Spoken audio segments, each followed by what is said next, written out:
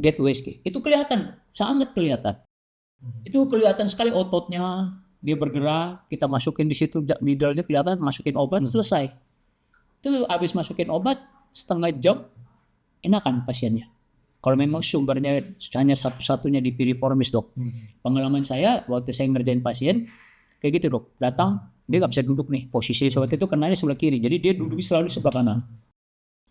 Duduk, setelah kita treatment, kita blok lah, kita suntik pakai guiding USG. Setengah jam habis ini kan observasi. Pulang udah jalan normal.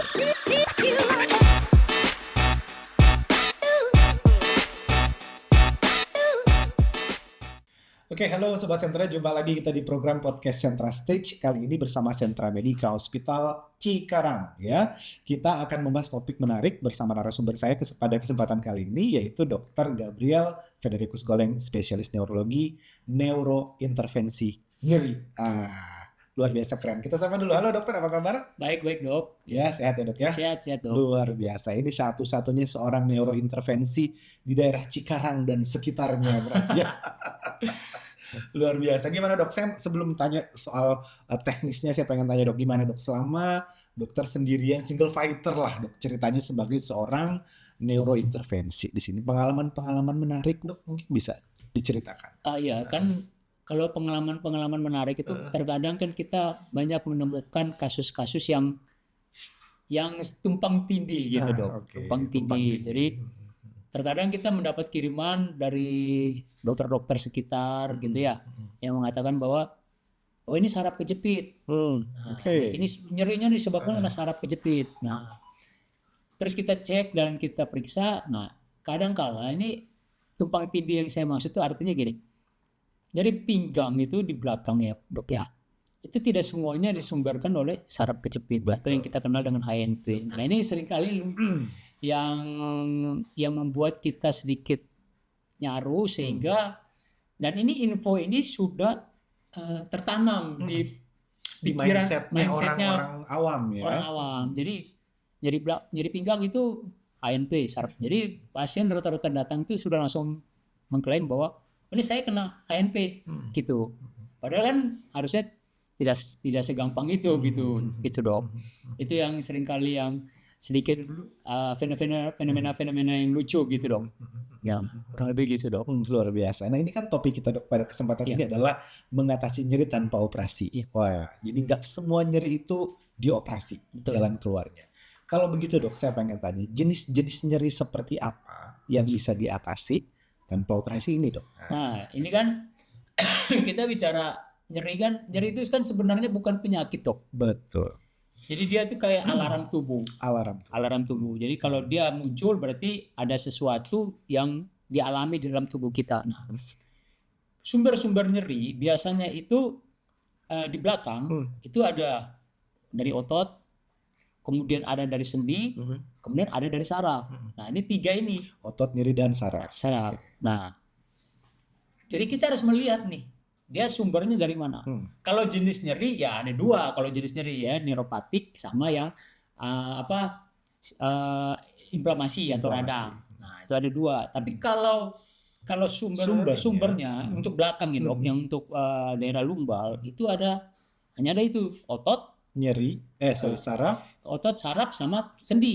Nah ada tiga. Jadi sebelum kita melaksanakan treatment buat pada pasien-pasien dengan nyeri pinggang, itu kita mesti cari tahu dulu dok. Sumbernya dari mana? Sumbernya. Nah kalau kita tidak tahu sumbernya, kita hanya mengatasi atasnya aja, yaitu nyerinya aja. Makanya seringkali treatmentnya ya medikamentosa, obat-obatan, fisioterapi, obat-obatan, fisioterapi gitu. Akhirnya kan itu berkepanjangan. Jatuhnya nyerinya yang tadi itu akan jadi kronis dok. Nah pada saat dia jadi kronis, dia menjadi penyakit. Nah jadi kalau kronis ini kan akan merusak semuanya. Gitu. Pasiennya kan secara psikologisnya kena, metabolisme juga terganggu. Kenapa bisa dibilang berhubungan ke situ? Pasien-pasien dengan nyeri kronis akan terganggu pola tidur. Pola tidur terganggu, seluruh sistem tubuh akan terganggu semuanya, dok. Akhirnya produktivitas terganggu. Terganggu produktivitas, ya, semuanya akan terhubung. Tensi bisa naik dan segala macam. Nah, pembuluh darahnya akan rusak karena tensinya naik tadi, gitu dok. Jadi memang kita pada saat nyeri pinggang itu kita pertama kali sebelum kita memilih treatment mana, ya otomatis ya pasti datang ke kita kasih painkiller lah. Painkiller. Sambil kita mencari penyebabnya. Penyebabnya di mana nih? Otot kah? Sendi? Apa salah? Kayak gitu dok. Kalau kita udah ketemu, baru kita bisa menentukan treatment yang cocok buat pasien tersebut gitu dok. Oke, berarti diketahui dulu sumbernya. Sudah jelas ya. Tuh. Oke. Kalau misalkan sumbernya ke ini dulu dok, misalkan ke sendi. Nah, penanganannya seperti apa nih misalnya? Kan kalau kita bicara ini yang tulang belakang gitu. Tulang belakang. Nah, kalau yang sendi lutut juga bisa. Bisa, oke. Sendi bahu juga bisa. bisa. Nah, sendi di jari-jari ini juga bisa. Tapi ini saya lebih fokus kita bicara yang tulang belakang. Karena itu paling sering dok. Paling banyak. Paling banyak. Angka kejadiannya cukup sering ya dok? Cukup banyak. Cukup itu. banyak. Nah, kalau kita lihat nyeri pada sendi, nah dia berbeda sendiri tuh. Ada ciri khasnya. Nah di belakang sendi yang paling sering kena itu satu AC joint dok. AC joint. Ya sacroiliac joint. Yang kedua tuh facet joint. Nah, ini nyeri sendi nih dok. Nah perbedaannya gini. Kalau yang facet dia agak di atas sedikit dok. Nah facet ini nyerinya dia satu titik dia. Satu titik. Pada satu titik. Nah di daerah facetnya. Mau facet ke berapa gitu. Facet tulang di belakang kan tulang punggung, tulang pinggang itu kan ada 5 gitu dok. Nah kita mau lihat itu facetnya yang ke berapa. Misalnya kalau facet yang di tulang L1-nya yang kena, dia akan nyerinya di situ. Biasanya kalau kita tekan di area itu dia akan nyeri sekali. Nah sama dengan postur tubuhnya juga. Misalnya pasien berdiri dengan badan agak ke belakang begini, itu juga bisa menyebabkan nyeri. Nah daerah yang kayak begitu biasanya kita curiganya facet. Yang ada tekanan gitu, itu kita curiganya facet. Nah, sifat nyerinya dok, apakah pada saat ditekan aja atau hilang timbul? Oh dia terus-terusan dok, nggak nyaman. Terus-terusan? Iya, makanya posisinya tuh nggak nyaman, dia gerakin begini nggak nyaman. Dia nggak nyaman. Itu jelas gitu. Tapi dia satu titik gitu. Dia satu titik aja. Nah, itu nggak nyaman. Nah, kalau yang AC joint, maksud saya satu titik itu dia tidak menjalar kemana-mana gitu ya. Di situ aja pokoknya. Di situ aja. Nah, kalau AC joint beda. AC joint itu kan panggul. Betul. Pada sacroiliac itu. Sacroiliac. Nah, nyerinya dia itu menjalar dok. Dia menjalar sampai ke arah paha. Ke arah paha. Nah, tapi tidak melampaui lutut dok. Jadi batasnya gitu. Dia menjalar ke arah paha tapi tidak melampaui dengkul atau lutut. Nah, nyerinya di situ. Nah, posisi nyerinya itu biasanya pada kalau kondisi saat duduk yang lama. Duduk yang lama itu biasanya pasien akan merasa panas, nyeri. Kemudian panggulnya diputar ke kiri apa ke kanan, itu juga dia akan menimbulkan rasa nyeri. Nah, itu berarti daerah AC joint. Nah, terkadang kan orang akan berpikir, oh ada nyeri menjalar. Oh ini jangan-jangan saraf nih. Nah kayak gitu. Nyarunya di situ nih. Ya, nyarunya ke situ. Nah padahal kan sebenarnya belum tentu. Nah, pertanyaannya, apakah ada saraf yang juga efeknya menjalar ke paha?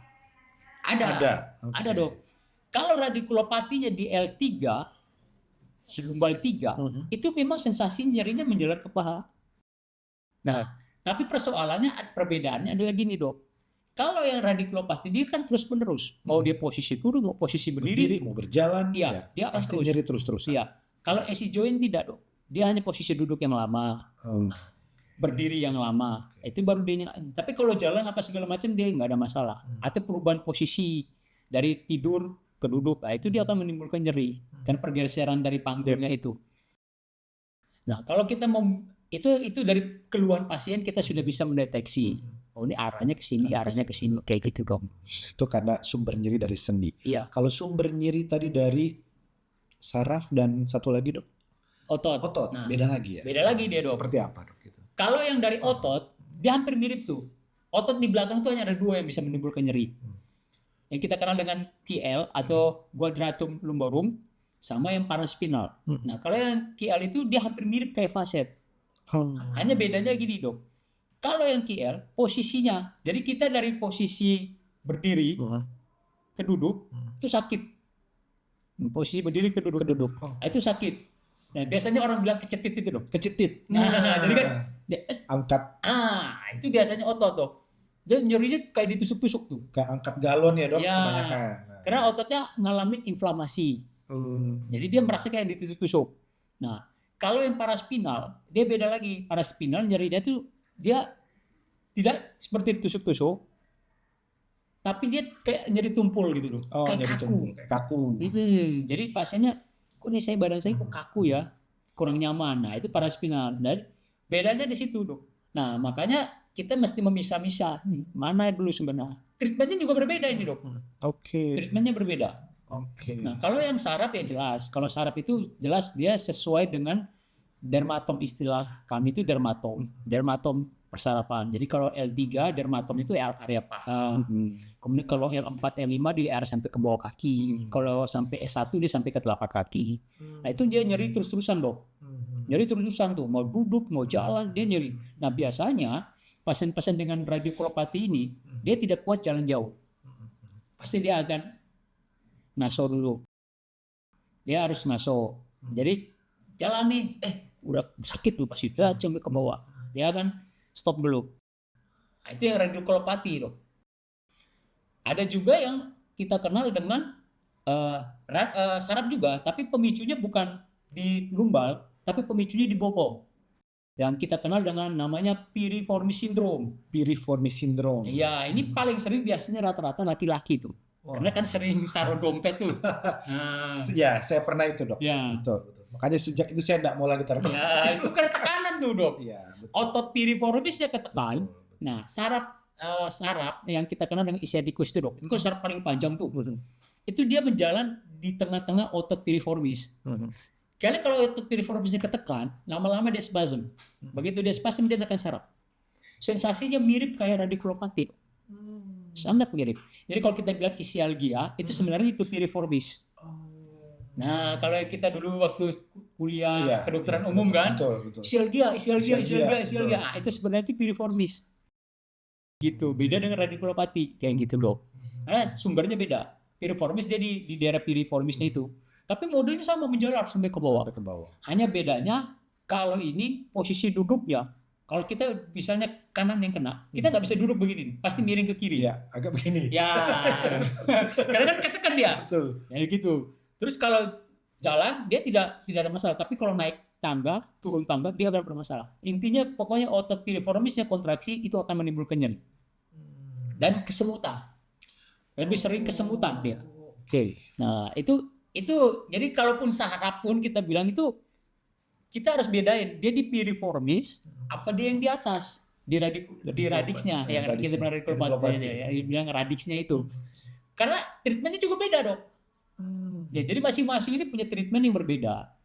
Jadi kita tidak bisa sama ratakan gitu. Nah, itulah perbedaannya di situ. Oke, ini saya mau tanya nih dok, dokter neurointervensi.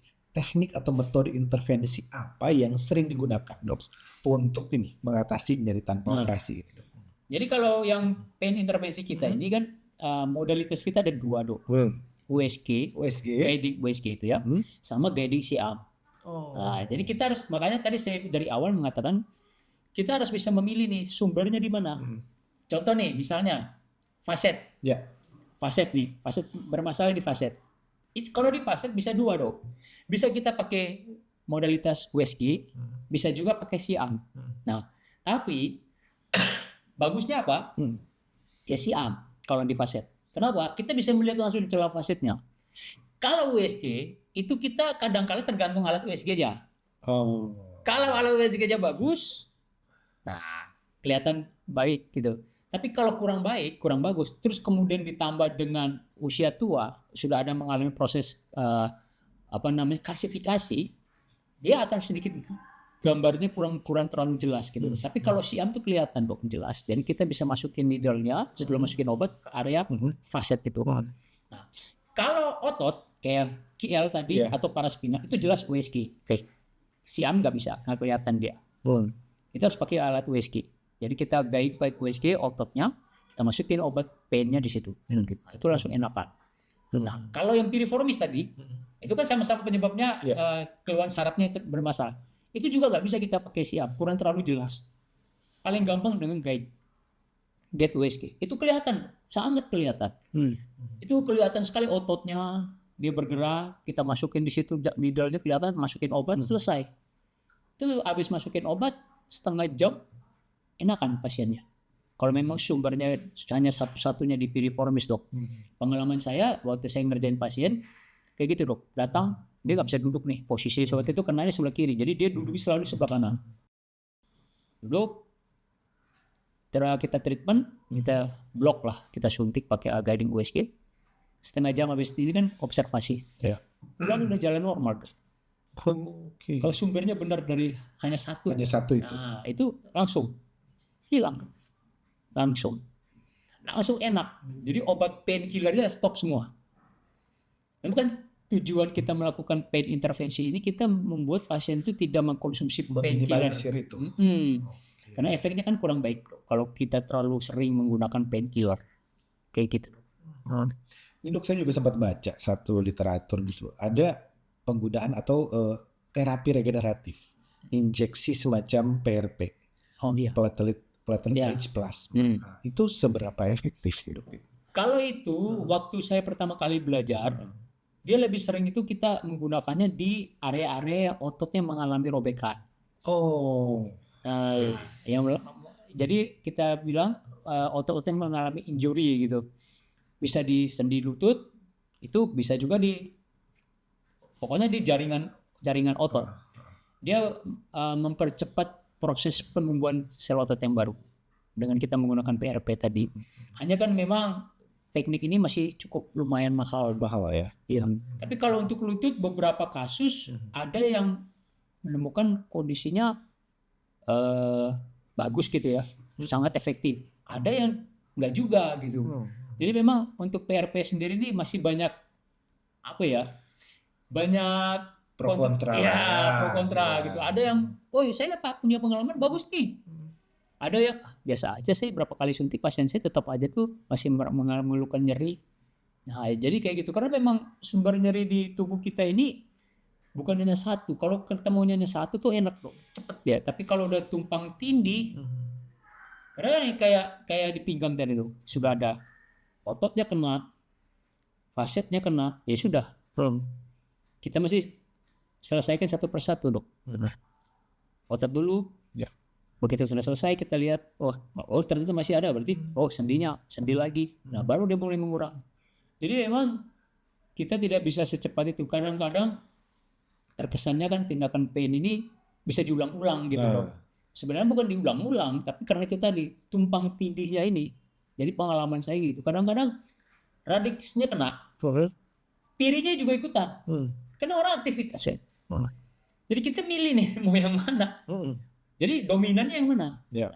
Dominan yang mana? Akhirnya begitu. Dominannya yang mana? Dominan yang mana? Kalau ternyata piri, ya kita blok di piri. Begitu kita blok di piri, kita lihat sisanya radiknya mana yang kena. Nah, kalau radik yang mana yang kena, tekniknya pakai siam. Nah, siamnya itu kita ada namanya transforaminal block, dok. Nah, kita naikin ke atas di daerah transforaminal, kita masukin needle-nya, masukin blok obatnya di situ, antiinflamasinya. Itu biasanya enakan. Jadi memang kadang-kali ada yang hanya satu kali tindakan, ada yang bisa 2 kali tindakan untuk merilis semua pain-painnya. Jadi nggak ada patokan ini harus sekali beres atau enggak? Oh iya, tergantung dok. Pengalaman saya kayak gitu dok. Oke, ini dok saya mau tanya, ini kan berarti neurointervensi bisa dikatakan minimal invasif ya dok? Ya. Oke. Kalau dibandingkan misalkan dengan operasi ini seberapa efektif gitu dok? Nah, indikasinya dok tergantung. Tergantung indikasi. Ya, kalau operasi itu indikasi. Jadi biasanya kalau pasien dengan kita bicara radix ya, kalau faset jelas tidak bisa. Tadi TL atau paraspinal juga tentu nggak bisa. AC joint juga nggak mungkin nggak bisa. Piriformis juga nggak akan bisa karena memang itu hanya otot gitu. Tapi yang khusus untuk radix itu bisa untuk tindakan operasi. Tapi indikasinya, jadi indikasinya adalah yang paling mutlak itu kalau pasien sudah mengalami gangguan motorik dok. Oke. Ya, gangguan motorik jelas itu penyebabnya adalah radix. Gitu. Nggak mungkin yang lain. Karena yang dermatomnya itu adalah saraf. Mempersarapinya. Misalnya paha, itu otomatis L3 gitu. Nah, jadi kalau dia udah mengalami gangguan motorik walaupun masih ringan, itu mesti kita lakukan tindakan operasi. Jadi kayak gitu. Oke, dok, kalau soal recovery pemulihan, kira-kira dari semua tadi ya neuro minimal invasif ini berapa lama proses pemulihannya itu, Dok? Tergantung juga. Sehingga bisa normal lagi aktivitas. Kalau dia hanya sumbernya satu, Dok, itu begitu kita blok itu langsung, Dok, respon. Luar biasa. Langsung enakan. Langsung enakan. Iya, pengalaman saya begitu, Dok. Kalau piriformis hanya satu sumbernya dan memang benar dari piriformis, begitu kita blok dia hilang. Nah, kambuhnya kapan? Ya tergantung aktivitas. Pemicunya, nah, pemicunya itu, gitu. Kalau yang transforminal block, pengalaman saya belum ada gangguan motorik ya, Dok. Itu kita waktu ada pasien saya pernah saya kerjain, begitu tadinya awalnya dia terus-terusan kedut-kedutan nyerinya di betisnya tuh terus karena dia di L5S1. Kita blok di situ itu berkurang, Bok. Tadinya bisa sampai 80 sampai 90% pain-nya. Itu berkurang bisa sampai 40%. Iya. Jadi kayak gitu. Jadi cukup efektif, Dok. Cukup efektif dan ya resiko lebih minimalis, Dok. Iya, betul. Ya. Resiko sedikit ya, Dok. Ya, lebih, tapi bukan berarti tidak ada resiko. Bukan berarti ya. Karena tindakan ke dokter kan semua ada resiko, Dok. Betul. Nggak ada yang Nggak ada yang safe. Nggak ada. Jadi Yang 100% safe. nggak ada, Dok. Jadi kalau ada dokter yang mengatakan semua tindakan saya ini safe, itu misinformasi. Semua pasti. Betul.